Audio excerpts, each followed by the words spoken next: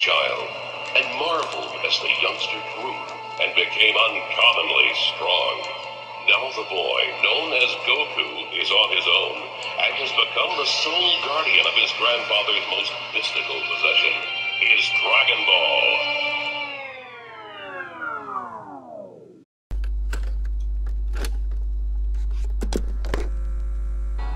1, 2, 3.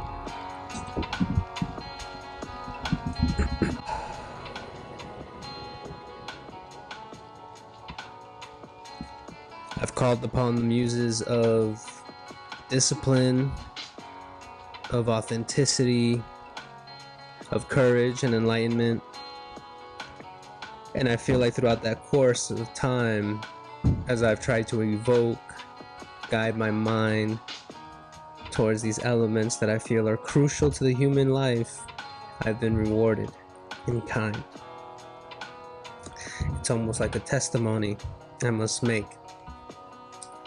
To bear my witness, I call upon the muses and the guiding spirit, the Holy Spirit, the one we've all listened to at one point or another.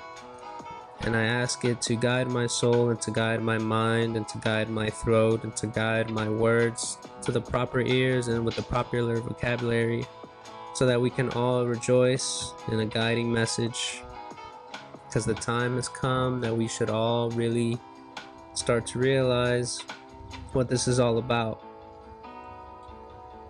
In the time since I've decided that fear was not going to stop me, where comfort was trying to guard me, I would go forward and I would try and pursue a life that would be handcrafted and developed by only me and my own desires, tempered by what I felt was a divine spirit, possibly guided by God. And orthodox religious and secular backgrounds, when you're raised in the United States, you carry both.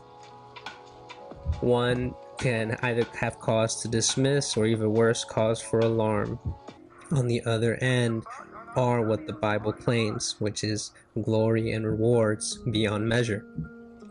In direct response to your direct perseverance, in direct resonance and direct proportion is what your rewards are given.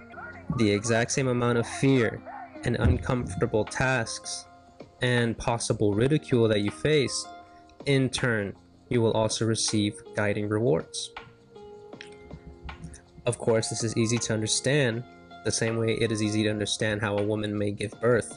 But until that woman gives birth, and as a man, unfortunately, you might never experience that pain, unfortunately, you'll never understand what it truly means to live through those words.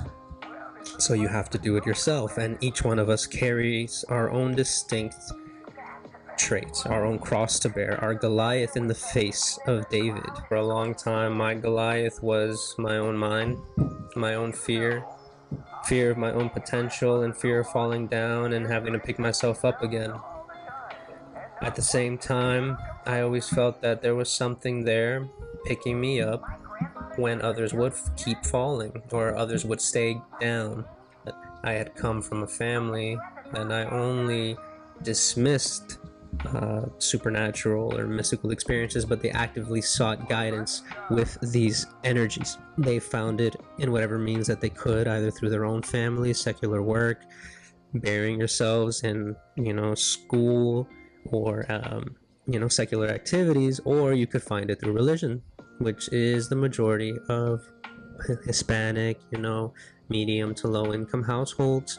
You find good community, you find guiding baseline morals, where typically you are alone in a country that you arrive in by yourself. It's very appealing to see where this message comes from. It comes from a need to belong.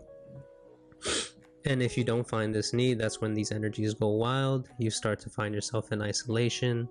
You start to finally think that maybe none of this is worth it. So you go through these journeys, you try to find a place to belong, and perhaps maybe it does work to a degree, but we all have our own guiding light. We all come with our own messages. We all have our own ego-driven identities. It does not mean that we all can't be united in the spirit. We all look out for each other. We all want what we all want, which is freedom, food, shelter, to work with our own hands, to see what actually comes with the work that is in front of us. I believe that is universal because within inside of us is a universal spirit.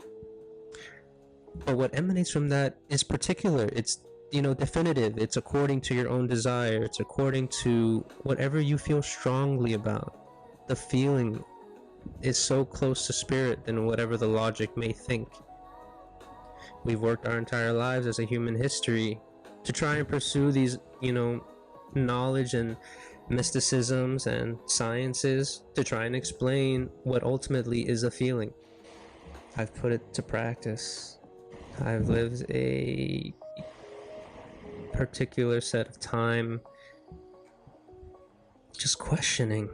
And then in those questions, you start to think your way into a cycle that leaves you stagnant, that leaves you repeating the same mistakes, that leaves you always knowing that there's more. And that's the cycle. It's the cycle of you knowing that there's more, but being okay with not pursuing it, being okay with not knowing what's under that cover, what's behind door number 2. You know what's behind door number 1. Everyone else is doing it. You can do it. You know you can. Their lives aren't terrible. They're not horrible people. But is that who you are? Who are you? You're cuter than I thought.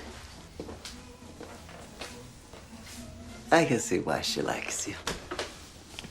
Who? Not too bright, though. I've come to some radical ideas over this past couple of weeks, and I expect to confront new and crazier ideas in the future. You know what that means? It's Latin. Means know thyself.